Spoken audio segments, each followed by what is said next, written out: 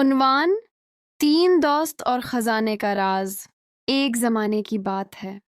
ایک خوبصورت گاؤں میں تین گہرے دوست رہتے تھے۔ ان کے نام علی، حسن اور بلال تھے۔ تینوں ایک دوسرے کے لیے جان دینے کو تیار رہتے تھے۔ علی ذہین تھا، حسن بہادر تھا اور بلال نہایت صابر اور نرم دل تھا۔ ایک دن گاؤں کے ایک بزرگ نے انہیں ایک پرانا نقشہ دیا۔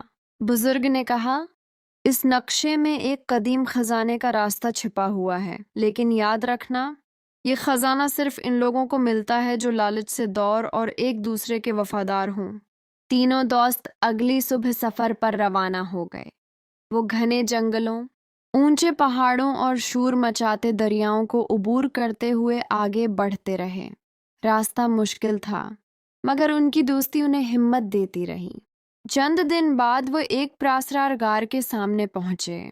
غار کے دروازے پر پتھر کی ایک تختی لگی تھی، جس پر لکھا تھا، صرف سچے دوست ہی اس دروازے کو کھول سکتے ہیں۔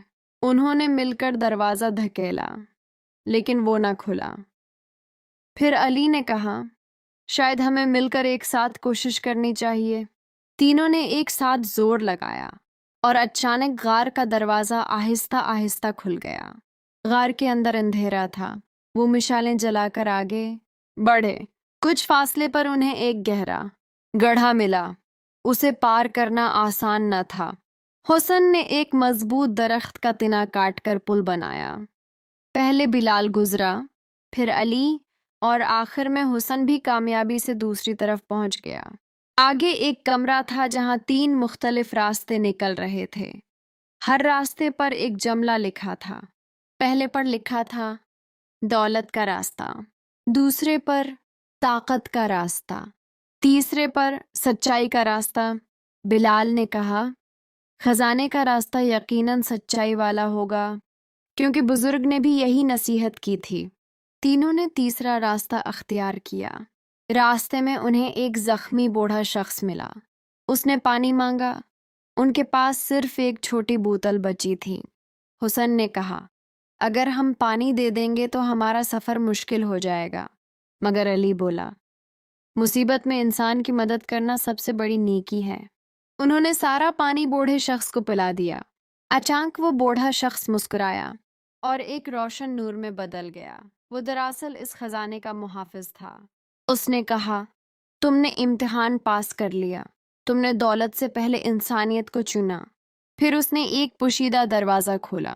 دروازے کے پیچھے سونے کے سکے، قیمتی ہیرے، قدیم زیورات اور نایاب خزانے موجود تھے، لیکن درمیان میں ایک صندوق رکھا تھا جس پر لکھا تھا، اصل خزانہ صرف وہی پا سکتا ہے جو لالچ نہ کرے۔ بلال نے کہا، ہمیں صرف اتنا لینا چاہیے جتنی ہماری ضرورت ہے۔ تینوں نے صرف چند سکے اور کچھ زیورات لیے، باقی خزانہ وہیں چھوڑ دیا۔ جیسے ہی وہ باہر نکلے، غار آہستہ آہستہ بند ہو گئی۔ جب وہ گاؤں واپس آئے تو انہوں نے اس دولت سے اپنے لیے محل نہیں بنائے، بلکہ گاؤں میں ایک اسکول، ایک اسپتال اور ایک کنواں تعمیر کروایا۔ جلد ہی ان کا گاؤں خوشحال ہو گیا۔ لوگ دور دور سے ان کی ایمانداری اور نیکی کی مثالیں دینے لگے۔ وہ بزرگ دوبارہ ان سے ملے اور مسکرا کر بولے، تم نے ثابت کر دیا کہ اصل خزانہ سونا یا ہیرے نہیں، بلکہ دوستی، ایمانداری، صبر اور انسانیت ہیں۔ تینوں دوست زندگی بھر ایک دوسرے کے ساتھ رہے اور ان کی دوستی کی کہانی نسل در نسل سنائی جاتی رہی۔ سبق: حقیقی خزانہ دولت نہیں، بلکہ سچی دوستی، ایمانداری، اتحاد اور دوسروں کی مدد کرنے کا جذبہ ہے۔